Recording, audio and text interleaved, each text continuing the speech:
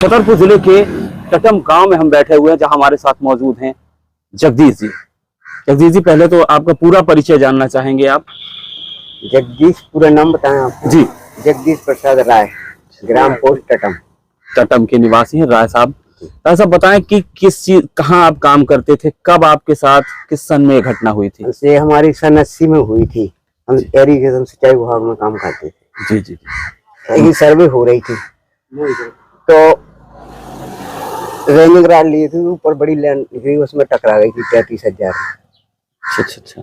तो उस दुर्घटना में आप? दुर्घटना में हमारे पैर, हाथ, दोनों ही पैर की छिंगी अलग है। अच्छा अच्छा अच्छा जी। इस पैर में बकरे की नस है।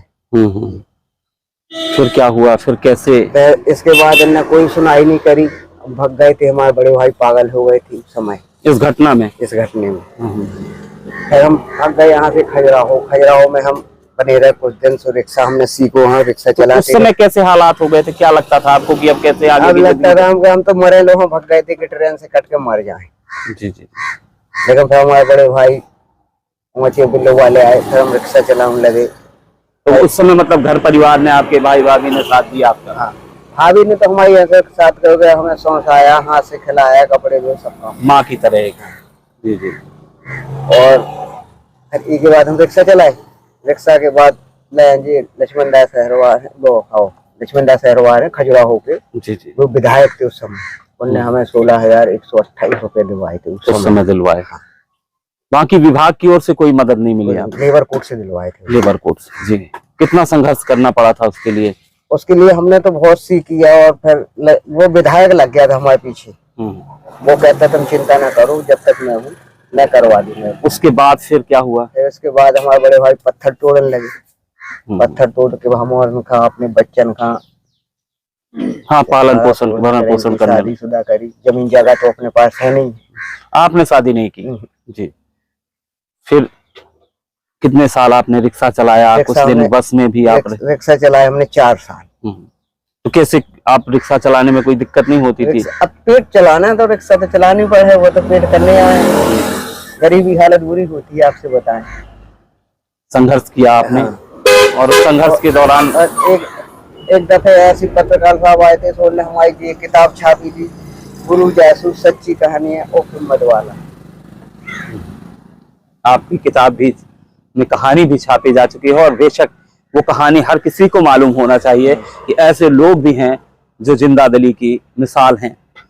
फिर उसके बाद हम इसके बाद भोपाल गए थे। भोपाल से हमारा जो फिर हुआ था, अर्जुन सिंह ने करवाया था। अच्छा, उस समय कांग्रेस के मुख्यमंत्री थे। हाँ। जी जी। और इनके बाद हम अभी 2 बार हुआ है, 3 बार हुआ है, लेकिन गेट से अंदर जाने नहीं दिया। अच्छा, अभी आप मुख्यमंत्री के यहाँ गए, मुलाकात नहीं हो पाई आज तक नहीं। क्या दरकार है? आप अभी तो आप कर रहे हैं ना नौकरी, तो क्या परमानेंट हुए कि नहीं हुए? नहीं, आज तक नहीं। दोबारा उसी विभाग में करने लगे काम, लेकिन कुछ नहीं, आज तक कोई सुनाई नहीं, ना कुछ होता। सब बातें कर ली, लिखा पढ़ी कर दी, लेकिन कुछ नहीं हुआ। अपने घर के काम सारे कर लेते हैं, मैंने देखा भी। हाँ। क्या क्या कर लेते हैं आप? ये अपना जो है दुकान का करवा लेते हैं, अपनी ड्यूटी कर लेते हैं, और अपने यहाँ लेटे रहे, अपने झाड़ू लगा ले। बाकी सारे काम भी आप कर लेते हैं घर के, पानी भरने से लेकर सारे। साइकिल चला लेते हैं, और क्या क्या चला लेते हैं? साइकिल चला लें, ट्रैक्टर चला लें, बस चला लें, आगे पीछे कर ले हैं, ये कर लें। अच्छा, लोग अब क्या तब कहते थे लोग कि अरे कैसे क्या कर पाएगा? जब ये घटना हुई थी तब क्या ग्रामीणों की क्या प्रतिक्रिया थी? क्या कहते थे? तो कह रहे थे कि अब तो कहीं कर नहीं रहा, अब सारे को मरना है, कहीं जाके मरेगा, कूड़ा बेहर करेगा, फांसी लगाएगा या भीख मांगेगा। हमने कि ये कुछ न हुई, भीख क्यों मांगे। हिम्मत नहीं हारी, जिंदा दिली बरकरार रखी। अब जब आप साइकिल चलाते दिखते हैं, ट्रैक्टर, तो फिर अब क्या कहते हैं ग्रामीण की? अब तो जल्दी आते, अब तो सब सीख गया, सब करने लगा, परिवार को चलाने लगा, परिवार उनको चलाने लगा। तो आपके बड़े भाई की दुकान है जहाँ पे? बड़े भाई। तो मतलब नौकरी करने के बाद जब समय मिलता है तो आप घर मदद करते हैं दुकान में? तो जब समय मिला तो बड़े भाई की दुकान पे यहाँ मदद कर लेते हैं। अच्छा, आवास योजना या इन योजनाओं का लाभ नहीं मिला? कोई लाभ नहीं मिला। जिस तरीके से लोग होते हैं, कई बार ऐसी घटनाएं जब हो जाती हैं, किसी भी इंसान के साथ हो सकती है दुर्घटना, उस समय मैंने देखा है कि बहुत से लोग टूट जाते हैं, कहीं मंदिरों के बाहर बैठ जाते हैं, भीख मांगने लगते हैं। ऐसे लोगों को क्या संदेश देना चाहेंगे? जैसे आप हिम्मत नहीं हारना चाहिए, सो तो भगवान अपने आप खाने को देता है, दिमाग देगा।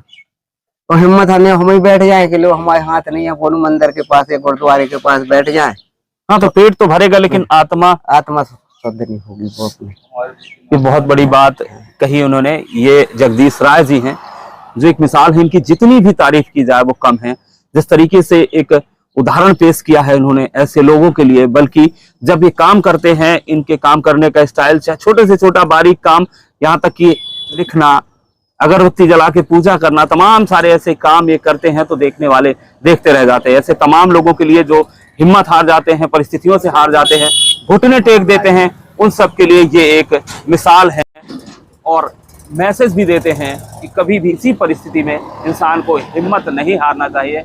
अगर आप दृढ़ निश्चय कर लें तो इंसान कुछ भी कर सकता है।